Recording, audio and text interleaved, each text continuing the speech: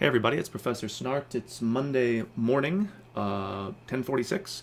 Feels like 9:46 because of the time change, but anyway.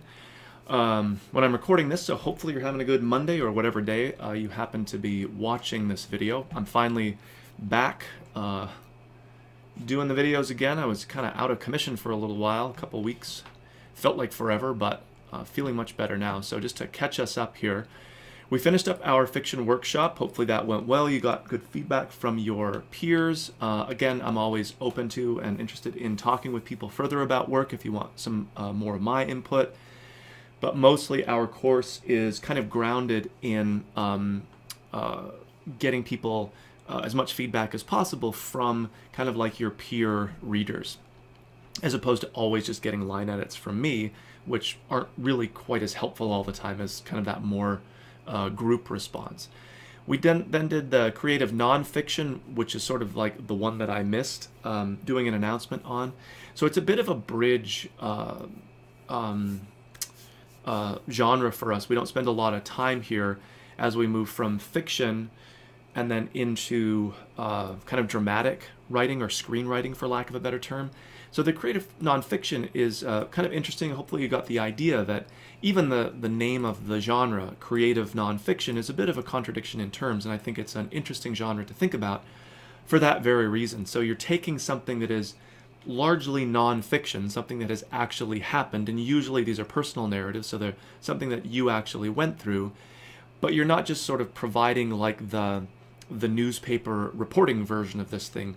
We have to get creative with the way that we tell that personal story or the event or whatever the thing might have been, so that it's interesting to somebody else. Especially because not all creative fiction, and sometimes it works better this way, when we don't default to kind of like the most traumatic moments, whether positive or negative, in our lives, and because it's such a sort of impactful moment for us personally, it will then impact a reader. Sometimes it impacts people because we have that sort of empathy with the author whose work we're reading, but the creative part really comes in our use of language, where we can take these nonfiction events or this thing that happened and tell it in a way that it becomes interesting, not intrinsically just because of the event, but because of the way that we tell the story.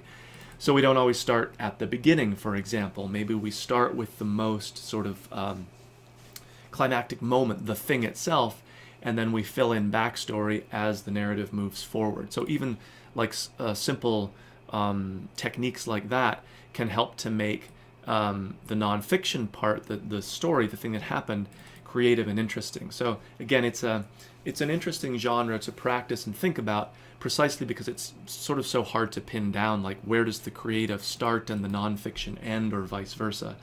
If you fudge the date of something, or you make something happen on a Sunday instead of a Thursday because it has some more significance that way, is that like now just fiction, or is it still creative nonfiction? The other thing that I think is interesting about the genre is that it theoretically should be fairly easy to write, because we're just writing from our own experience, like the plot has already happened basically.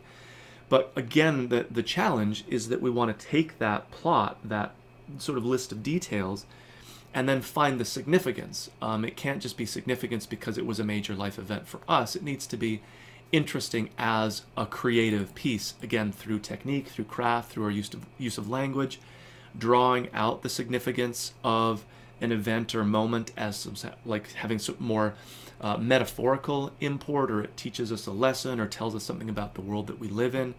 Again, that's why the unit has some examples to read from my friend and colleague here at COD, Tom Montgomery Fate, who is he published multiple works in the field of creative nonfiction, is really an excellent and well-known practitioner of that particular genre.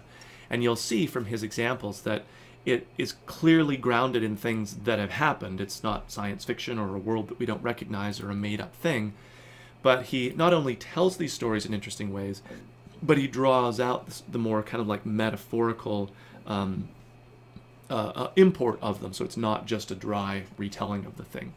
Anyway, we don't spend a ton of time there, even though I think it's a really interesting genre, mostly because we just have a lot of stuff to cover in our intro to creative writing class.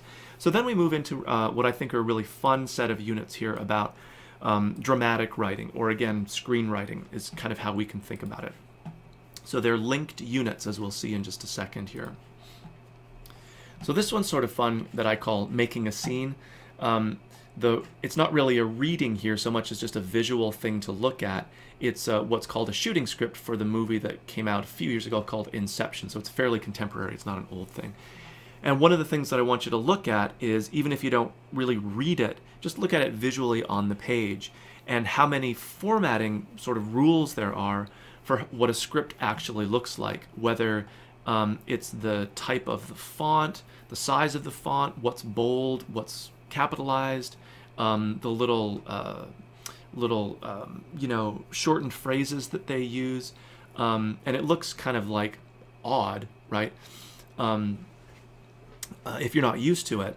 And what you'd find, though, is if you looked at scripts sort of across the board, old, new, across different genres of film, most of them look very similar. They might not be exact, so they're not completely hard and fast rules, but all of the formatting is actually, it serves a purpose. It's not just that they made up a bunch of rules, but even the font type, which is usually Courier, and the font size, Courier, I think it's 12, is, it's that typewriter font, right, which grows out of people writing these things on a typewriter. But the theory was that about a page of a script, a normal like 8.5 by 11 page typewriter paper, typed up in Courier 12 point with these formatting rules in place, would produce about a minute of screen time. So you sort of knew, generically speaking, how long a film might be by like literally counting the pages. Now clearly every page isn't going to be exactly a minute because of the way that the different text works on the page, but over the course of, let's say, 60 to 120 pages, you'd know pretty close to how long that film was. So when people like at studios will review scripts, almost all of the formatting is to help those folks understand like what is actually happening, so they can understand what I'm seeing here. If you're reading as an actor, you can find your line really easy. If you're reading, again, as a producer, you can gauge like how much dialogue is happening, how many characters are on screen, what sort of space we're in, and all that stuff. So it looks really like complicated, and there's actually software that screenwriters buy, or there's even free versions, I think, that will actually do all this formatting for you. But it's interesting, if you ever wondered about why all the odd conventions, they almost all are grounded in some really practical reason for script production and their evaluation and use as part of like building or making TV and movies. And I think we're not going to worry about them here because they're sort of like so complicated, but they're good to be aware of and kind of what they grow out of. And the other interesting thing is that if you were to enter into the screenwriting business, then you really would want to know the formatting and follow it, because what would it look like for the studio exec to open your manuscript and see that clearly this person never took a screenwriting class to know how to format these things. So on some level, if you were to pursue it, it's just like a professional awareness that all of these rules show evidence of. But again, a little too complicated for our purposes here. Okay, so dramatic writing, we're going to make a scene. So you're just going to write a scene. It's going to be about 5 pages, double-spaced. Again, we're not concerned with getting the formatting all right. And mostly what we're writing is dialogue, so there's not going to be a ton of action going on. And again, the 5 pages, it goes by really quickly because dialogue, like I say here, takes up a lot of space. Actively speak it out for yourself, so you're not just writing it in your head. Notice the way that dialogue works. If you were to like render what I'm saying now verbatim on the page, it would make for horrible dialogue, even though it's just off the top of my head and it's like about as natural speech as you can get. But there's lots of repetition and illogical things that I'm probably saying, and ums and pauses and all of that kind of stuff. In fact, if you recorded a conversation that you just had with a friend and transcribed it, wrote it down word for word, it would look completely ridiculous. It's amazing we can communicate with each other at all. By the same token, though, you don't want to write dialogue that sounds like text on a page. So there needs to be contractions, for example. That's how we speak. There needs to be little elisions or ellipses, or maybe little intentional repetitions, right? Little grammar mistakes that people make, or we don't speak in complete sentences necessarily. So the dialogue, it wants to feel natural. The irony being that it actually takes a lot of craft, a lot of revision to create that natural feel. You can't just sort of spill it onto the page, and it will just by default sound natural. So we're in some very small feedback groups here. We're going to, again, use our Google Docs and the commenting feature so people can see that feedback. Again, there's no revision kind of built into the class here. So if you are motivated to do so, you certainly could, but you don't have to actually act on any of that feedback. Particular to this writing assignment, I think all of the feedback is designed to help us get better at writing, even though we don't necessarily revise a particular piece. And just really quickly as I wrap up here, taking us into Unit 9, we're going to return to our scenes and actually record them. We're going to act them out. You can contact somebody in class, you can get friends, family, however you want to do it. They're going to have the script. Hopefully, they might not like actually memorize it. That might be asking a little too much, but let's try to do more than just like read the lines into the camera. That would be very boring. So again, we're going to go for that slightly more natural feel.